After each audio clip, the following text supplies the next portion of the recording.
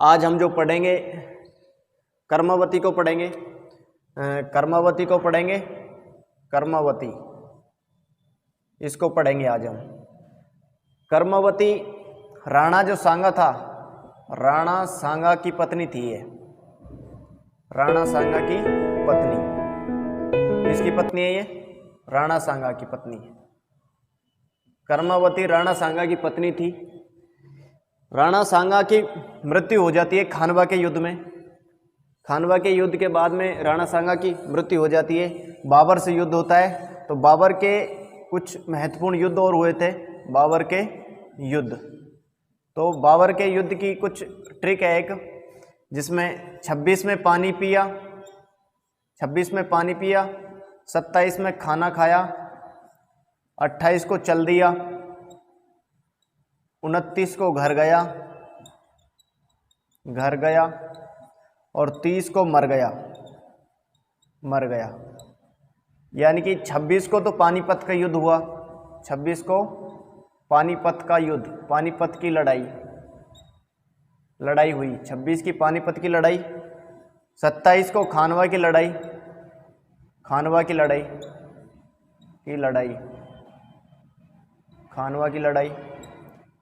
28 को चंदेरी का युद्ध, 28 को। 29 को घाघरा का युद्ध,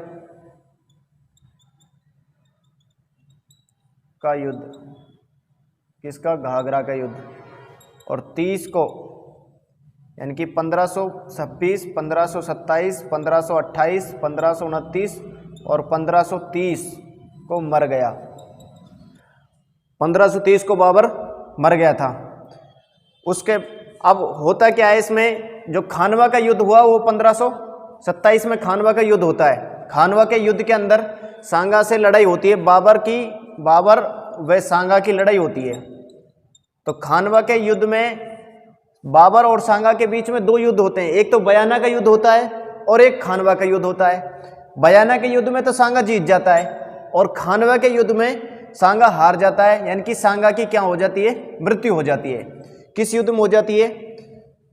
सांगा की मृत्यु हो जाती है खानवा के युद्ध में। खानवा के युद्ध में जब सांगा की मृत्यु हो गई तो उसके बाद में कर्मावती ने शासन संभाला, यानी कि इसका बेटा जो था, उसका बेटे का नाम था, कर्मावती के बेटे का नाम था विक्रमादित्य बेटे का नाम था। बेटा कौन था? विक्रमादित्य। किसका? सांगा का और कर्मावती का। सांगा व कर्मावती का बेटा था। कर्मावती का बेटा कौन है? विक्रमादित्य। इन दोनों का बेटा है। अब विक्रमादित्य को राजा बनाना है, तो ये क्या करती है? कर्मावती मुगलों से संधि करती है। विक्रमादित्य को राजा बनाने के लिए कर्मावती मुगलों से संधि करती है। मुगलों से संधि करती है, यानी कि बाबर, दिल्ली का शासक कौन है? बाबर है। तो ये बाबर से संधि करती है और बाबर से ये कहती है कि आप विक्रमादित्य को राजा बनवा दो। विक्रमादित्य को क्या बनवा दो? राजा बनवा दो। मैं आपको रणथंभौर का जो दुर्ग है उसको दान दे दूंगी, मतलब उसको आपको इसके एवज में, विक्रमादित्य को राजा बनाने के एवज में आपको क्या दे दूंगी? रणथंभौर का दुर्ग दे दूंगी मैं। ये कौन कहती है? कर्मावती कहती है। लेकिन होता क्या है, बाबर 1530 में मर जाता है। अब बाबर की तो क्या हो जाती है? मृत्यु हो जाती है। बाबर की मृत्यु हो गई। जब बाबर की मृत्यु हो गई तो होता क्या कि ये जो कर्मावती है, कर्मावती पर अटैक कर देता है गुजरात का शासक बहादुर शाह।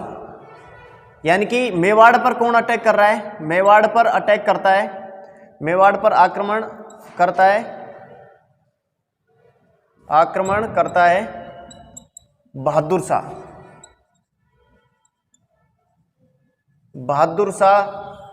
शाह आक्रमण कर देता है मेवाड़ पर। अब यहां दिल्ली का शासक पहले कौन था? बाबर था। बाबर का बेटा हुमायूं। अब हुमायूं गद्दी पर बैठ जाता है, हुमायूं गद्दी पर बैठ जाता है, तो अब क्या करती है कर्मावती पर, मतलब मेवाड़ पर जब आक्रमण बहादुर शाह जफर करता है, यानी कि बहादुर शाह करता है, तो जब बहादुर शाह जब आक्रमण करता है तो कर्मावती अपनी सहायता के लिए हुमायूं को क्या भेजती है, राखी भेजती है। कर्मावती हुमायूं को राखी भेजती है, यही क्वेश्चन आता है, ज्यादातर क्वेश्चन क्या आता है, हुमायूं को राखी किसने भेजी थी, कर्मावती ने भेजी। कब भेजी थी, जब गुजरात का शासक था, ये कहाँ का था, गुजरात का शासक कौन था, बहादुर शाह अटैक करता है किस पर, मेवाड़ पर अटैक करता है। किस पर अटैक करता है, मेवाड़ पर अटैक करता है बहादुर शाह, गुजरात का शासक रहता है ये। तो कर्मावती क्या करती है, हुमायूं को क्या भेजती है, राखी भेजती है। लेकिन हुमायूं क्या करता है, आता नहीं है, ऐसा कहते हैं कि हुमायूं आता नहीं है। और उसके बाद में कर्मावती क्या करती है, इसको विक्रमादित्य को, इसका जो बेटा रहता है विक्रमादित्य को तो ये बूंदी भेज देती है, बूंदी राज्य में भेज देती है, जो आज वर्तमान में जो जिला है बूंदी भेज देती है, इसको तो बूंदी भेज देती है, विक्रमादित्य को तो बूंदी भेज देती है,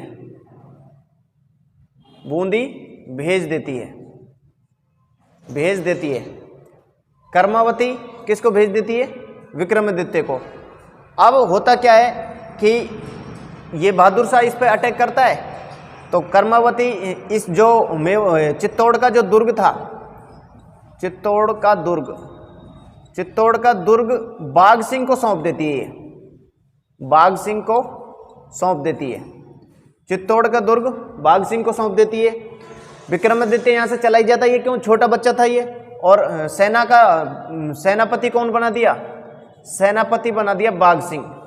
अब सेनापति कौन है, बाघ सिंह, कहाँ का, चित्तौड़ का, यानी कि चित्तौड़ का सेनापति कौन है, बाघ सिंह।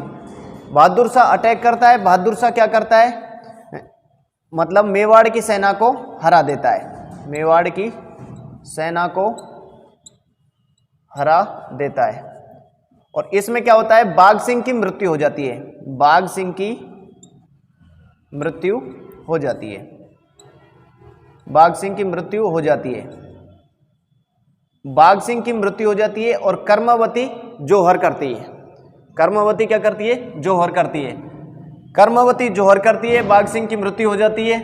तो इसमें ये चित्तौड़ का दूसरा शाखा रहता है, ये यानी कि चित्तौड़ का दूसरा शाखा, चित्तौड़ का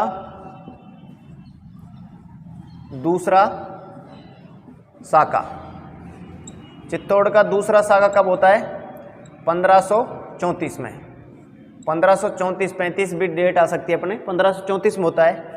और चित्तौड़ का प्रथम शाखा कब होता है, प्रथम शाखा, चित्तौड़ का प्रथम शाखा होता है 1303 में, चित्तौड़ का प्रथम 1303 में। और चित्तौड़ का दूसरा शाखा कब होता है, 1534 में होता है, दूसरा 1534 में। और चित्तौड़ का तीसरा 1567-68 में, चित्तौड़ का तीसरा। तो कर्मावती इसी के साथ में, यानी कि जोहर मैंने आपको पहले भी बताया, जो यानी कि शाखा कब होता है, शाखा जिसमें जोहर प्लस केसरिया दोनों चीज हो जाती है, उसे क्या कहा जाता है, शाखा कहा जाता है। तो ये कर्मावती हमारी पूरी हुई इसमें। अब कर्मावती के बाद में हम एक और ऐतिहासिक महिला पढ़ेंगे जिसका नाम है कृष्ण कुमारी, जिसका नाम है कृष्ण कुमारी, बहुत ही इंपॉर्टेंट है ये कृष्ण कुमारी, कृष्ण कुमारी। ये आप लोगों ने पहले पढ़ा भी होगा इसको। हम किसको पढ़ रहे हैं, कृष्ण कुमारी को। ये जो कृष्ण कुमारी है, इसकी ये मेवाड़ की थी, ये कृष्ण कुमारी किसे कहाँ की है, मेवाड़ की राजकुमारी है ये, मेवाड़ की राजकुमारी, कृष्ण कुमारी मेवाड़ की राजकुमारी है। और ये बेटी किसकी है, भीम सिंह की बेटी है, बेटी भीम सिंह की, भीम सिंह की बेटी है, यानी कि मेवाड़ के भीम सिंह की बेटी है कृष्ण कुमारी, मेवाड़ के भीम सिंह की बेटी, भीम सिंह की बेटी। अब इसके बारे में एक लॉजिक की अच्छी सी कहानी है ये। कृष्ण कुमारी की शादी होती है जोधपुर, मतलब सगाई होती है, शादी नहीं होती है, जोधपुर यानी कि मारवाड़ में इसकी सगाई होती है। ये बेटी भी भीम सिंह की थी और जो जिससे सगाई होती है उसका नाम भी क्या था, भीम सिंह। भीम सिंह यानी कि जोधपुर का शासक था और जोधपुर का शासक के सगाई होती है, इसकी सगाई भीम सिंह के साथ इसकी सगाई होती है, किसकी, कृष्ण कुमारी की। लेकिन इसकी जीवन में एक टर्निंग पॉइंट आता है कि जो भीम सिंह था, जोधपुर का जो शासक था भीम सिंह, उसकी क्या हो जाती है, मृत्यु हो जाती है। किसकी मृत्यु हो जाती है, भीम सिंह की मृत्यु हो जाती है। तो भाई जब किसी का मतलब जिसकी सगाई कर रखी है वो मर जाएगा तो क्या कृष्ण कुमारी की सगाई वो दूसरी जगह करेंगे, ये स्वाभाविक सी बात है। तो कृष्ण कुमारी की सगाई मेवाड़ के जो भीम सिंह था उसने जयपुर के जगत सिंह के साथ कर दी, जगत सिंह के साथ कर दी। अब जयपुर के जगत सिंह के साथ, यानी कि समझने की बात इसमें यह है, देखो दोबारा देखो, इसमें कृष्ण कुमारी है, जो कृष्ण कुमारी बेटी तो किसकी है, मेवाड़ के भीम सिंह की, मेवाड़ के भीम सिंह की, भीम सिंह की, मेवाड़ के भीम सिंह की है ये बेटी, तो भीम सिंह की है। और सगाई कहां हुई है, पहली सगाई, पहली सगाई, पहली सगाई हुई है जोधपुर के भीम सिंह के साथ, जोधपुर के भीम सिंह के साथ पहली सगाई। अब भीम सिंह की क्या हो गई, कुछ दिन बाद मृत्यु, कुछ दिन बाद मृत्यु, किसकी मृत्यु हो गई, भीम सिंह की मृत्यु हो गई। अब जब भीम सिंह की मृत्यु हो गई तो दूसरी सगाई, दूसरी सगाई यानी कि दोबारा सगाई कहां हुई है, दोबारा सगाई, दूसरी सगाई की जगह हम क्या लिख सकते हैं, दोबारा सगाई। दोबारा सगाई कहां हुई है इसकी, दोबारा सगाई हुई है जयपुर के जगत सिंह के साथ, जयपुर के जगत सिंह के साथ, जगत सिंह के साथ दूसरी सगाई जयपुर के जगत सिंह के साथ हुई है। अब जब इसकी मृत्यु हो गई तो अब यहां जोधपुर का जो नया शासक है, जोधपुर का नया शासक, जोधपुर का नया शासक, नया शासक बनाए मान सिंह, जोधपुर का नया शासक मान सिंह।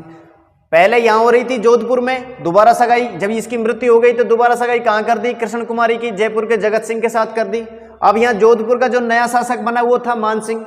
अब मान सिंह को इस बात के टेंशन हो गई कि हमारी सगाई हो रही थी, अब मेरे साथ होनी चाहिए इसकी शादी, किसकी, कृष्ण कुमारी की शादी मान सिंह के साथ होनी चाहिए। ये इसके गलतफहमी हो गई, भाई अपनी लड़की की सगाई उसने वहां की, वो मर गया तो क्या हो गया, उससे दूसरी जगह कर दी उसने सगाई। लेकिन टेंशनबाजी किसको हो गई, मान सिंह को हो गई। अब इस चक्कर में दोनों के बीच में लड़ाई स्टार्ट हो गई, ये विवाद स्टार्ट हो गया, विवाद हो गया जयपुर और जोधपुर की सेना में, विवाद हो गया जयपुर और जोधपुर की सेना में, जयपुर और जोधपुर की सेना में, जोधपुर की सेना में दोनों में विवाद हो गया। विवाद होते होते एक युद्ध हुआ जिसको कहते हैं गिंगोली का युद्ध, गिंगोली का युद्ध। जयपुर और जोधपुर की सेना के बीच में गिंगोली का युद्ध हो गया 1807 ईस्वी में। गिंगोली का युद्ध कब हो गया, 1807 ईस्वी में हो गया। विवाद जयपुर और जोधपुर की सेना के बीच में हुआ, लेकिन होता क्या है कि जो जयपुर की सेना ये भारी पड़ जाती है किस पर, जोधपुर की।